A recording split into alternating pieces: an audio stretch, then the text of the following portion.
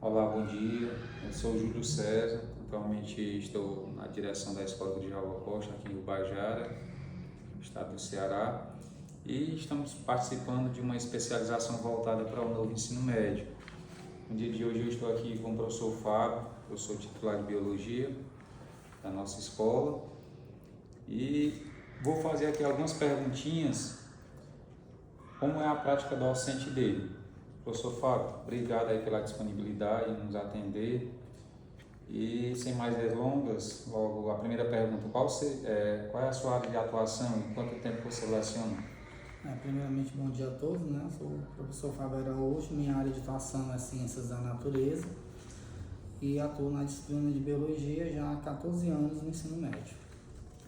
Com relação ao perfil dos estudantes, como é que você caracteriza, é, voltado para o aspecto do ensino-aprendizagem mesmo? Como é que você entende? Hoje, o ensino médio ele vem mudando muito e com isso também o perfil dos estudantes que a gente vem recebendo vem modificando ano após ano. Hoje nós temos um perfil um pouco mais apático de estudantes, a grande maioria não demonstra muito interesse pelo que se é trabalhado na sala de aula e isso impacta diretamente no ensino e aprendizagem. Né? Estudantes que não demonstram compromisso com o próprio percurso de aprendizagem. Considerando isso, professor, essa diversidade que a gente tem, o planejamento se torna uma ferramenta fundamental, né? Como é que você organiza o planejamento das suas aulas, e se ela acontece também de forma individual e também de forma coletiva?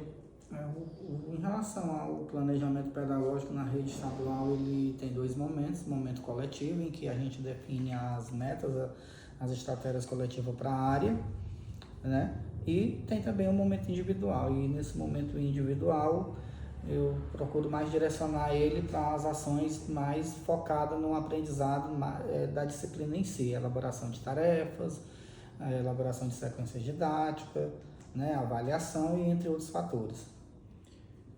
Beleza, com isso a gente já responde aí a outra pergunta, que seriam as estratégias de planejamento que você considera mais eficazes, né? Além dessas que você citou, quais são as outras que você considera aí de maior eficiência para despertar o interesse e a participação dos estudantes? Acho que hoje a melhor estratégia hoje é o ensino participativo, no caso usando metodologias ativas que tragam o estudante para o foco do processo de ensino, né? Metodologias que despertem nele o interesse em aprender, que provoque a curiosidade sobre o objeto estudado e com isso fazer com que ele se engaje melhor nas aulas, né? Mas não tem uma metodologia específica, porque cada turma ela apresenta um perfil distinto, então a gente tem que adaptar de acordo com a realidade das turmas, mas a estratégia mesmo mais eficiente hoje são as metodologias ativas, né? Como a gamificação, né? O aluno protagonista do seu próprio aprendizado e entre outros fatores. Show de bola, professor. Cada dia a gente sente a necessidade de inovar, né? E no aspecto de avaliação também não é diferente. A visão tem que ser de forma até mais holística, né? E quais são os instrumentos que você utiliza para a sua avaliação?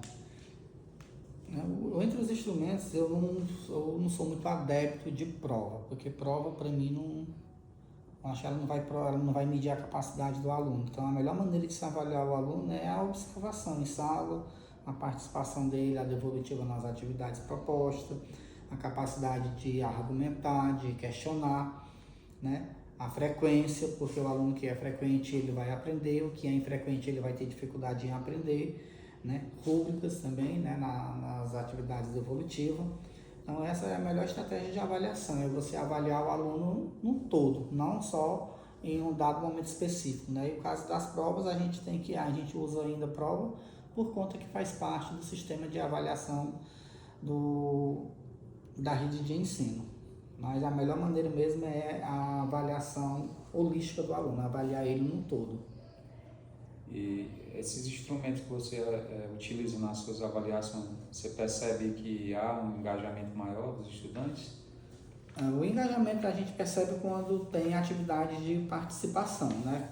A atividade em grupo, apesar de alguns desviar o foco, mas quando a gente consegue redirecionar algo que chame a atenção do aluno, a gente vê que eles têm uma participação mais eficiente, uma participação melhor no processo. E isso, consequentemente, vai impactar na forma de a gente avaliar o aluno. Excelente. Com isso, a gente já respondeu aqui outra pergunta. Vamos para a próxima. Sobre as iniciativas, experiências e inovações. Você já participou ou desenvolveu alguma iniciativa pedagógica inovadora relacionada ao planejamento ou avaliação? Se possível, poderia descrevê-la? Eu estou vendo aí com uma estratégia agora, né? Começou no embrião, que é o ensino por investigação. Né? No ensino por investigação, a gente traz um problema e o aluno ele vai ter que responder aquele problema usando o método científico. Né? Ele vai ter que levantar hipóteses, ele vai ter que procurar a solução, ele vai ter que criar argumentos sólidos para poder provar que a sua hipótese está correta ou descartar a hipótese. Né? Então, o ensino por investigação, ele vem em uma abordagem que se faz uso da inteligência artificial no ensino, para que o aluno possa usar de forma correta as tecnologias emergentes como instrumento de potencialização do percurso de aprendizagem. Então, essa experiência eu comecei em 2025 e pretendo ampliar ela em 2026, né, como forma de melhorar os indicadores de aprendizagem. Ótimo, professor. A gente passa por diversas mudanças, especialmente aí nos últimos 5 anos, né? Não só devido à pandemia, mas do próprio currículo mesmo, né? Da Base Nacional Comum, do novíssimo ensino médio, né? Que todo ano ainda passa por mudanças. E com base na BNCC, nessas políticas de recomposição de aprendizagem, nas avaliações externas, como é que elas influenciam nas suas escolhas pedagógicas? No caso da BNCC, que é a Base Nacional que orienta o currículo, né, ela tem um peso muito grande, né, porque ela já traz as competências que a gente tem que trabalhar ao longo da educação do ensino básico.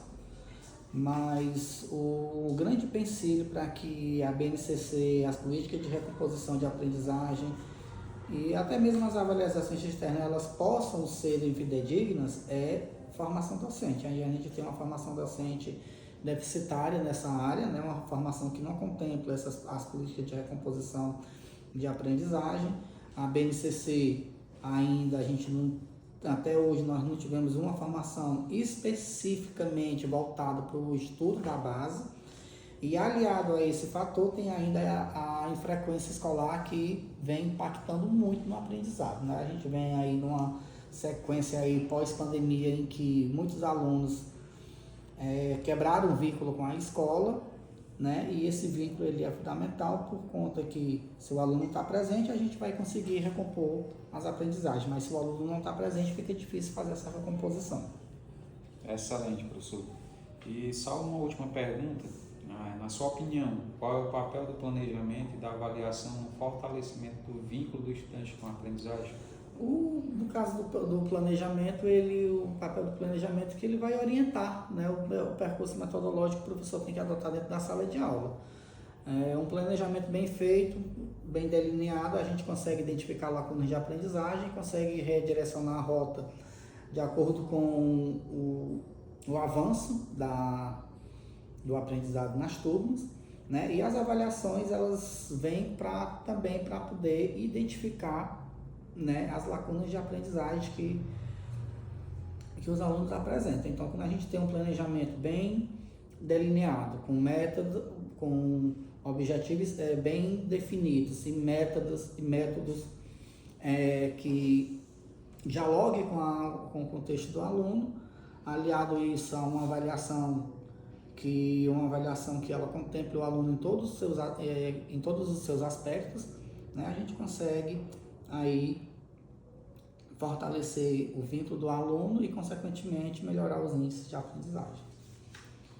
Só agradecer, professor Fábio, essa foi a nossa conversa aí. Muito obrigado, professor. Nada, estamos à disposição.